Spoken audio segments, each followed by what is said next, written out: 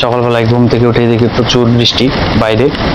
তো আজকে কোথায় বেরোবো তাই বেরিয়ে পড়লাম একটা ছোটখাটো লম্বা একটা রাইডে। তো যেতে যেতেই আমরা ঘাট পার হচ্ছি একটা ছোটখাটো একদম শর্ট ওয়ে ধরার জন্য। যতই টুকটা লম্বা হোক কিন্তু সেটাকে আমরা কমিয়ে শর্ট করার জন্য লোকাল রাস্তা ধরে যাব। তো এই মুহূর্তে আমরা নৌকা পার হচ্ছি। নৌকায় দেখুন মারুতি ফারুতি সব উঠেছে, বড় বড় গাড়িগুলো। তো এই চাচা আবার তাকিয়ে ধরেছে, তো সঙ্গে সঙ্গে নৌকাও ছেড়ে দিল আমাদের। সত্যি অপরূপ সুন্দর। পাশে একটা নৌকা যাচ্ছে, একটা আমরা যাচ্ছি। সত্যি অসাধারণ অসাধারণ। আর যে প্রকৃতিগুলো দেখুন সত্যি অনেক সুন্দর। পাশাপাশি অনেক মনে একটা সত্যি অনেক শান্তি ফিল করতে পারছি। তো দেখতে দেখতে আমরা ভগবানগোলার যে রেল লাইন সেটা ক্রস করলাম। মানে আমরা এখন ভগবানগোলা পার হচ্ছি। ছোটখাটো রাস্তা পেরিয়ে প্রায় মেন রোড ধরেই আমরা এগোচ্ছি। কিছুটা একটু এগিয়ে গিয়ে হয়তো আবার লোকাল কোনো একটা রাস্তায় উঠবো আমরা। যতটা হয় শর্টে করার চেষ্টা করছি। মানে জার্নিটা হবে অনেকটা লম্বা, কিন্তু যতটা পারি আমরা শর্টে করার চেষ্টা করব। প্রায় আমরা মোটামুটি ফাঁকা রাস্তা পেয়েছি। তো দেখতে দেখতে এইদিকে আমরা বর্ডার রাস্তায় ঢুকে গেলাম।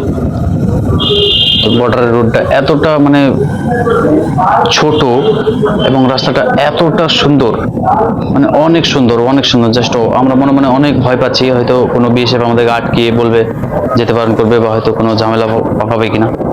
ঝামেলা করলে হয়তো অনেক সমস্যায় পড়ে যেতে পারবো। আমরা চেষ্টা চালাচ্ছি যে যে কোনো প্রকার হোক, যে কোনো একটা বিএসএফ এর সঙ্গে আমাদের দেখা হয়ে যাক, তাহলে হয়তো ওদেরকে জিজ্ঞেস করে আমরা এই রুটটা যেতে পারবো কিনা সঠিকভাবে।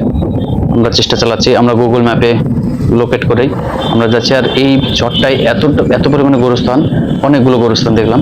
এই প্রায় 4-5 কিলোমিটারের মধ্যে প্রায় 7-8টা গোরস্থানে দেখলাম।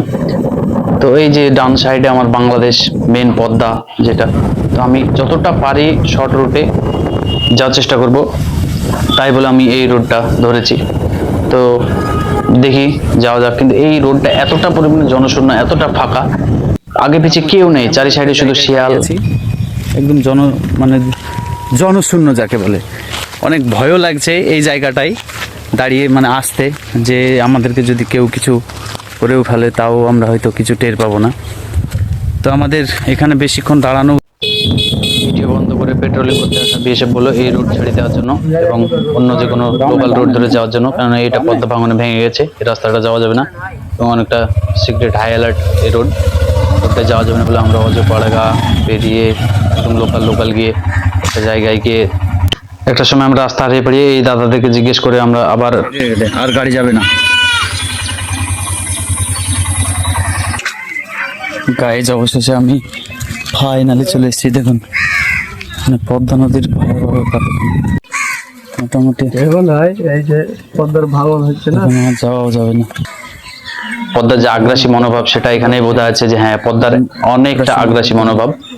মানে এই মুহূর্তে জল প্রায় বাড়ছে, প্রতিদিনই জল বাড়ছে। তো এর আগে ভেঙেছিল এবং পুলিশ প্রশাসন দেখুন কিভাবে ব্যারিকেড করে দিয়েছে। যখন ভাঙে তখন অনেক ভিড় হয় মানুষের। আর এই যে বাড়ি ঘরগুলো, এখানেও কোনো বাড়ি ছিল, এই রাস্তাটা যেমন পুরোটাই ভেঙে গেছে। আমাদেরকে বিএসএফ আটকেছিল, সেখানেও যে বর্ডার রোড সেটা হয়তো ভেঙে গেছে, আমরা খবরে পেয়েছিলাম, সে কারণে আমাদেরকে আটকেছিল।